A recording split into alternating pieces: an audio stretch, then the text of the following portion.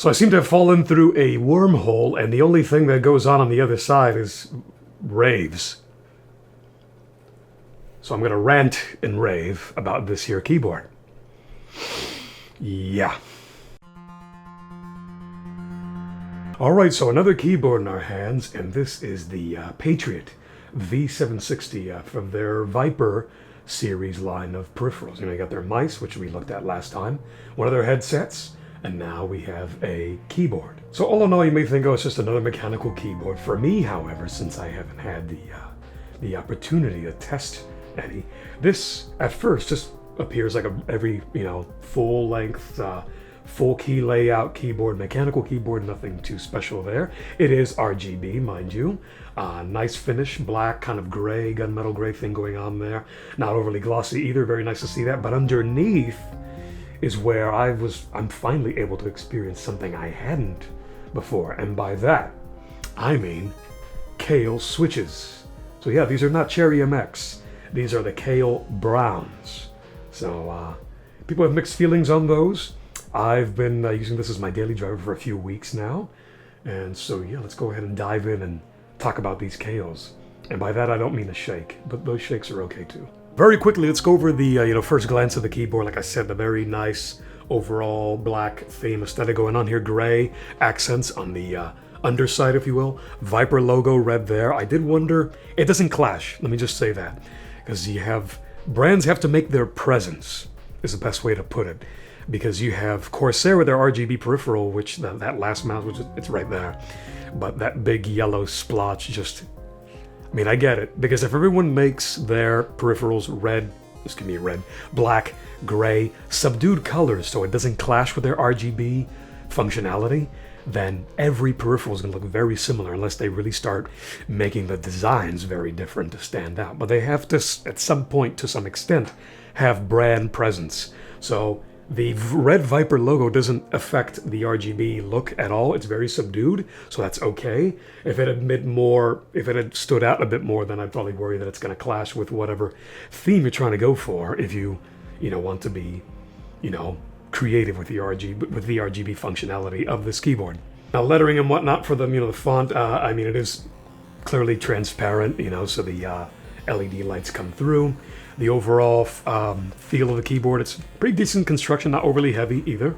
And just a plain, plastic back and nice rubbery feet here, very grippy. They're small, but they do the job. Now the cable, on the other hand, very thick, and I attribute this to probably the fact that it has a USB pass-through right here. So you do have two plugs at the end, one for the pass-through and one for actual power and functionality of, the keyboard itself. But it is fairly thick and kind of cumbersome, and it's not, yeah, but I don't know. It's up to you if you want to deal with that or not. As far as the outside, you do get this, a little wrist rest, and it is magnetized. So you want to lay it down, it just goes on fairly easy. That's it. Just pull it right off, and you have yourself a wrist rest. So very convenient to see that. The same kind of matte black finish, kind of rubberized almost feeling with their Viper snake-looking thing over here to the right-hand side. Quick specs on the actual unit itself. You're looking at 1,675 grams for the weight, 51 by 20 by 7.2 centimeters overall in the dimensions. And as for warranty, you get 2 years with this puppy. And the Kailh switches themselves, as I said, these are Browns. They're very similar in their actuation force to their Cherry MX counterpart. But as far as the feel, it's taken me some getting used to, and even the sound. I'm going to put a sound bite of that in just a moment here. I would say it's anywhere between the best I can compare it to, because Cherry MX is just what I'm used to. I'd say somewhere between a red and their own brown. Not something as linear or soft as a black, but somewhere between Cherry MX's own brown and their reds, which are quicker switches. If you want to really game and you don't want that much of an actuation force, you don't want to press down that hard. You want it to activate the key much sooner than reds is probably what you'd like. I think the clears are around the same as red or brown, somewhere in between their Cherry MX wise though. But as for these, yeah, and the tactile bump and whatnot, they're not very, very audible, but they're not necessarily very quiet either. They're definitely not blues or greens on the Cherry MX side. These are not overly clicky, but you do hear them. If you pay enough of attention, you do get almost a slight bit of a spring after effect sound thing, is the best way I can put it. But they're very comfortable and decently fast to type on, these Kailhs. And I haven't noticed much variation from key to key as far as, oh, this key's mushier than this key, this one's faster, etc., etc. So I'm pleasantly surprised so far with Kailh. When I pick Kailh from now on, I'm kind of indifferent. I guess just go with what works. And yeah, so they've been working out fairly well. These do not have the LEDs within the key housing. They are above. So maybe if you want more uniform LED layout with the color lighting, then perhaps look into the clear housings of the Cherry MX clears. So here's a quick clip of how it sounds. Just messing around with it, really not typing anything in particular, but just so you can hear it. And then we're going to go ahead and jump into the Viper software, which, mind you, I just recently updated. They had emailed me from Patriot to make sure that I have the latest release and firmware update, because I did notice, so far hasn't done it yet, but I did notice that it would freeze up on me when the first initial release of that software. So hopefully it doesn't happen anymore. So far it has not, but keep that in mind. If you do get the Viper software, I believe it's version 2.4 is what you want. So onto the soundbite, then onto the software. Alrighty, let's see if my cat doesn't ruin my filming again. Oh, I spoke too soon. Anyway.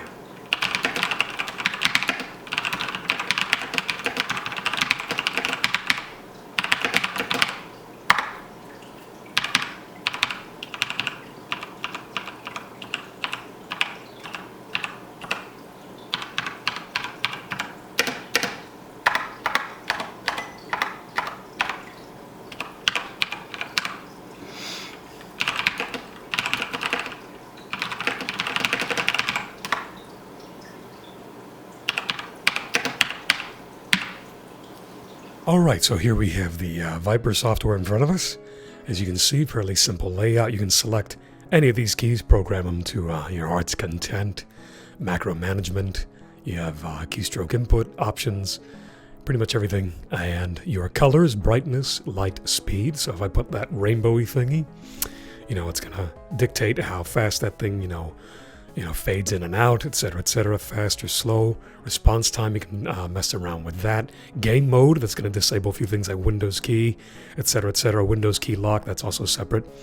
And your report rate, or your polling rate for that matter. And you can set up your own profiles over here as well. And honestly, this thing is pretty straightforward. There's not many tabs to look at here. But then if you want to double check your software, your firmware update, you want to go to your reset settings, firmware update version 1.0. That's going to be the software. However, the firmware right now that I'm on is 2.4. So for lighting effects, we're on Spotlight, which is the last one you saw. It's kind of like, waving in and out. Breathing wave, reactive is what I usually keep it on. It's more subdued, and it rotates, through every color on the spectrum as it, reacts to your typing. Sidewinder, ripple, spectrum, vortex, so much stuff here. It doesn't quite give you the previews of each here, but you'll see that on the keyboard as soon as you click apply. Now overall, I left things pretty much default for now, including the polling rate and response time. Things seem fairly, reactive and speedy for my taste. I'm not too picky, I suppose. But regardless, you can set it to whatever, settings you'd like.